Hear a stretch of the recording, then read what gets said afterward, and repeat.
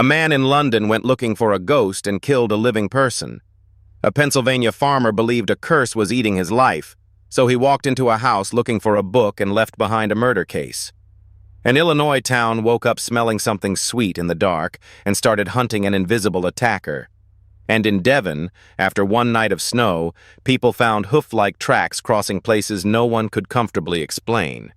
These are not the famous paranormal stories everyone repeats. These are stranger because they left records. The first file begins in Hammersmith, London, where a ghost story stopped being a ghost story the moment a gun went off. The clean version of the case sounds almost too simple. People in Hammersmith believed a ghost was walking the streets. A man named Francis Smith went out armed. He saw a pale figure in the dark, fired and killed Thomas Millwood, a bricklayer whose white work clothing made him look like the apparition people had been describing. But the reason this case still works is not the simplicity. It is the way rumor became machinery. Before the shooting, the ghost was already a public problem. Stories had spread through the neighborhood. People were not treating the reports as campfire talk. They were frightened enough that men went out looking for the thing. That is an important detail, because it shows how a supernatural claim can change ordinary behavior. The ghost did not need to be real to alter the street. Belief was enough to put weapons outside at night. The source that matters most is not a retelling. It is the Old Bailey trial record from January 1804. That record turns the story from folklore into a legal case. It names the people. It places the shooting in the world of courts, witnesses, charges, and consequences. Once you can read the proceeding, the case stops floating in legend and lands hard on the page. That page is why the case should be watched slowly. A lot of ghost stories ask you to trust atmosphere. This one asks you to look at a court record and sit with the fact that the frightening part was legally processed. The haunting became evidence only after the supposed ghost disappeared from the story and a dead worker remained in its place. Thomas Millwood was not a monster in a lane. He was a worker. His clothes were light because of his trade. That one practical fact is what makes the case so ugly. In a frightened neighborhood, a normal detail became a fatal one. White clothing, seen at the wrong hour by the wrong person, got folded into the ghost everyone had already been waiting for. Francis Smith did not invent the panic by himself. He acted inside it. That does not excuse the shot, but it explains why this case is more disturbing than a simple mistake. The community had already prepared a shape for fear to fit into. When Smith saw a figure in white, the story was already loaded before the gun was. At trial, the question was not whether Thomas Millwood was dead. That part was brutally clear. The harder question was how the law should treat a killing born from a belief. Smith said he thought he was facing the ghost. The court had to deal with the fact that belief can feel real to the person holding the weapon, while still being deadly wrong to the person in front of it. The ghost itself never steps forward as evidence. There is no creature, no confirmed apparition, no final supernatural reveal. There is only the panic that preceded the killing and the court record that followed it. That is why this is stronger than a fake scare story. The horror is not that a ghost haunted Hammersmith. The horror is that people believed one did, and belief moved through the streets until a living man was mistaken for the dead. The paper trail does something strange here. It removes the easy ghost and leaves something worse. A rumor with enough force can become an event. It can organize patrols. It can sharpen suspicion. It can make a work shirt look like a death omen. And when everything is over, the record does not give you the relief of proving the haunting. It gives you a name, a trial, and the knowledge that fear can kill even when the thing feared was never there. The second case moves to York County, Pennsylvania, where folk belief, poverty, illness, and desperation closed around one rural house. Hex Hollow is the kind of name that already sounds written for a horror channel, but the real case is more complicated than the name. The victim was Nelson Rehmeyer. He lived in York County, Pennsylvania, and he was connected to powwowing, a Pennsylvania Dutch folk healing tradition.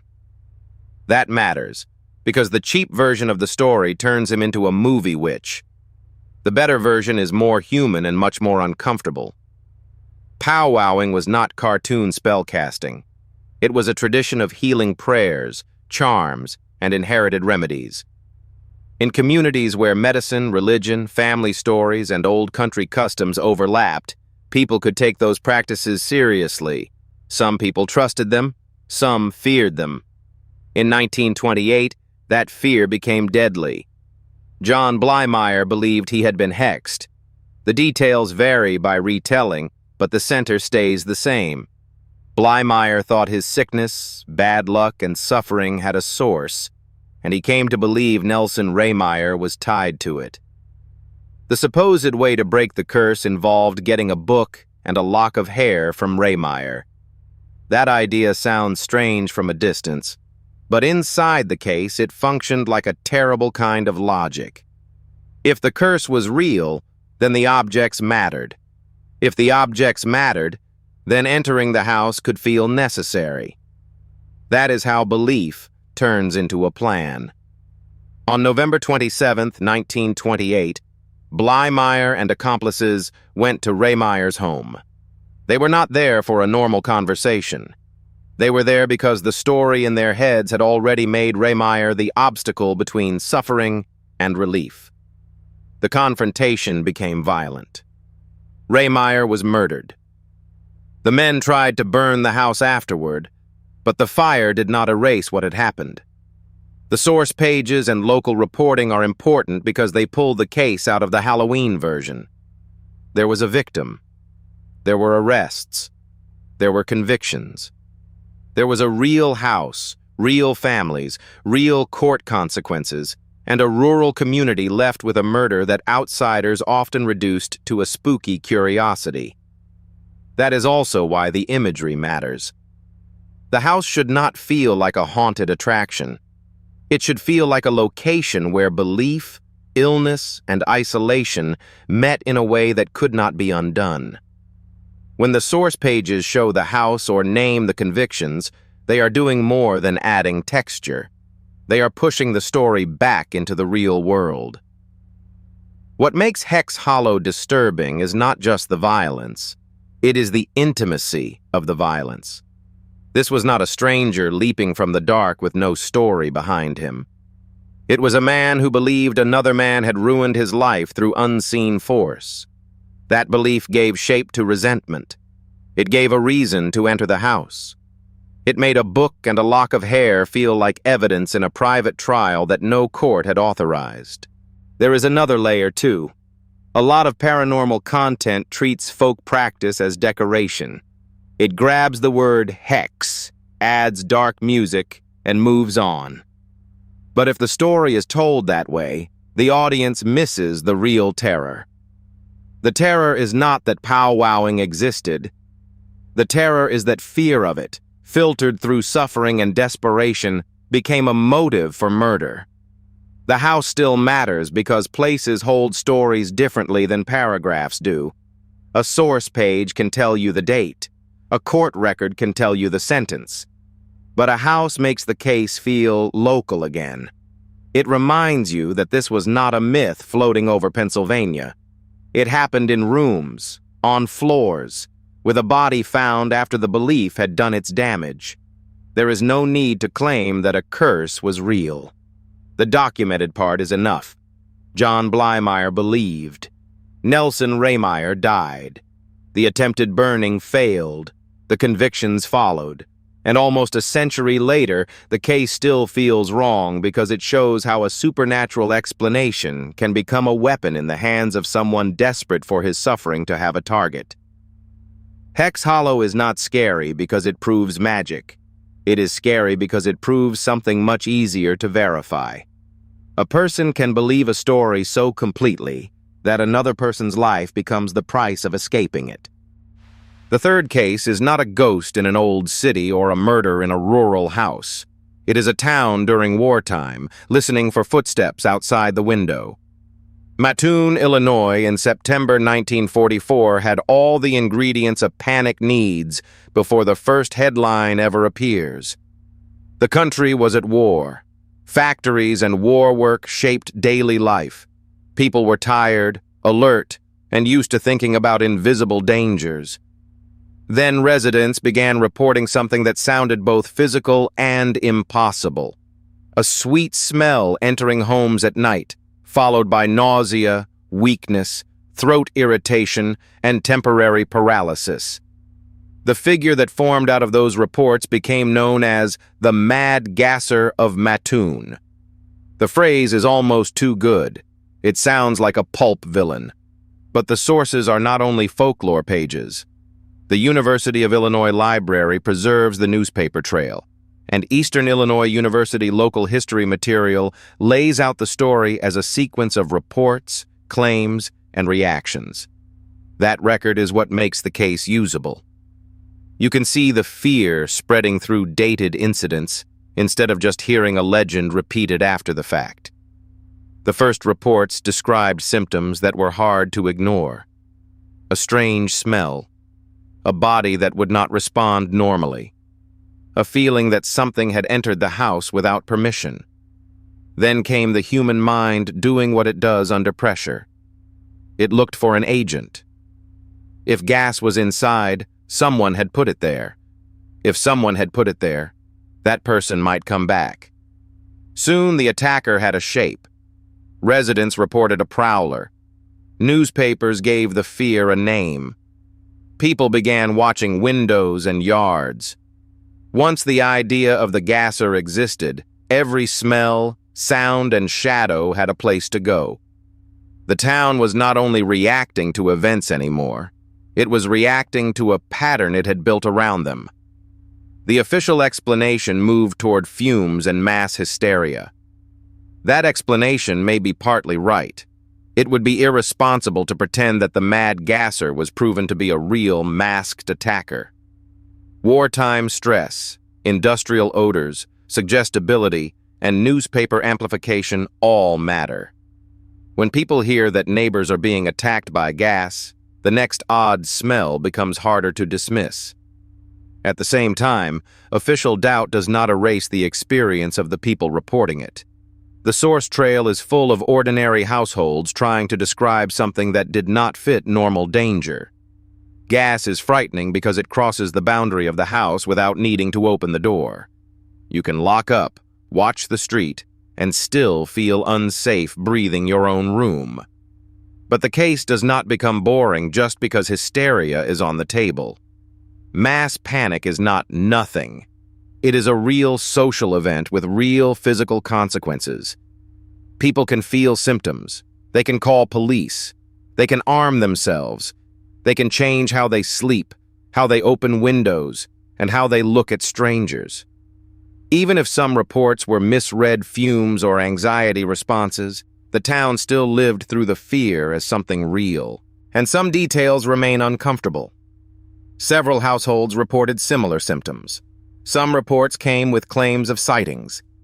The pattern seemed to move before it vanished. Then, almost as suddenly as it started, the wave stopped. That ending can support the hysteria explanation, but it also gives the case its eerie shape. A town under invisible attack, then quiet. What the source pages do for the video is important. They keep the story from becoming just another mysterious gas man tale. They show the scaffolding, newspaper coverage, police response, symptoms, dates, doubt.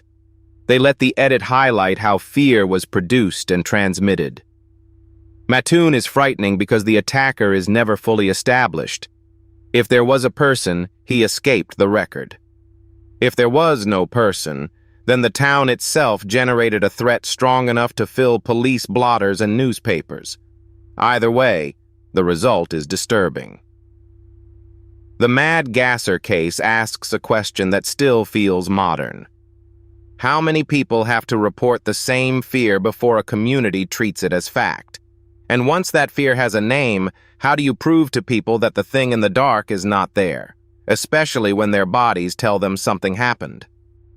The final case leaves bodies and courtrooms behind and moves into snow, where the only surviving witness is a trail. The Devil's Footprints is an old case, but it has an advantage many paranormal stories do not. It left a visual record. The public domain image preserved through Wikimedia Commons shows how the prints were presented in 1855, and Mike Dash's source collection gathers the newspaper material behind the legend. That means the story is not just a modern creepypasta pretending to be Victorian. It was being discussed when the snow was still part of living memory. The setting was Devon, England, in February 1855. After snow fell, people reported finding hoof-like marks across the countryside. The prints were described as small and regular, moving in a line. Reports placed them around towns and villages in the Exe and Tain area. Some accounts claimed the tracks crossed obstacles, appeared near houses, went over walls, or showed up in places that made ordinary explanations difficult. This is where the case becomes dangerous to retell, because the legend wants to grow. It wants 100 miles of impossible tracks. It wants a single demonic traveler crossing roofs, fields, rivers, and walls without pause. A better script should not flatten all reports into one perfect supernatural trail. The honest version is stronger. The reports varied. The newspapers amplified them. Distances and details shifted. But something was reported widely enough that the story entered the press and stayed there. The theories came quickly. Maybe it was an animal moving strangely through snow. Maybe birds, badgers, donkeys, rodents, or multiple animals created patterns that people later connected. Maybe some tracks were hoaxed after the first stories spread. Maybe thawing and refreezing changed the shapes. Snow is not a perfect recording surface. It distorts evidence while pretending to preserve it. And yet the case lingers because no single explanation makes every detail relax. The prints were described as too regular. The locations sounded too scattered. Some reports claimed obstacles that did not fit a simple animal path. The story sits in the uncomfortable gap between "the devil walked through Devon" and "everyone was simply stupid." Neither answer is satisfying. The source image is valuable for the edit because it gives the audience something concrete to look at. Not a monster, not a fake shadow face. A printed depiction of marks in snow, treated seriously enough by the press to be illustrated and circulated. That is much scarier than a jump scare. It is quiet. It is archival. It feels like the moment after the noise, when people step outside and realize the ground has written something they cannot read. The best way to handle this case is to let the image breathe. Show the print illustration. Show the source page. Show the uncertainty instead of covering it with a fake creature. The weirdness is in the restraint. If the marks were ordinary, why did they travel so far through public imagination? If they were extraordinary, why did they leave nothing behind except reports, sketches, and argument? What makes the Devil's Footprints different from the other cases is that the harm is less direct. No one is shot like Thomas Millwood. No one is murdered like Nelson Rehmeyer. No town is calling police night after night like Mattoon.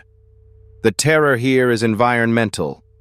It is the feeling that the familiar countryside became unreadable overnight. That is why the final image should be simple: snow, a line of marks, and the knowledge that every explanation either leaves something out or asks the witness to accept too much coincidence. Maybe the marks were animals. Maybe they were many separate trails stitched into one legend by newspapers and fear. Maybe the snow itself changed the evidence. The record does not prove the devil. It proves that in February 1855, people in Devon found marks they could not agree how to explain, and the story survived because the marks looked like an answer from something that never showed its face. 4 cases, 4 records, a trial page, a murder house, a wartime newspaper trail, and a public domain illustration of tracks in snow. The strange part is not that monsters were proven. The strange part is that fear and belief kept leaving evidence. Subscribe for more strange history, mysteries,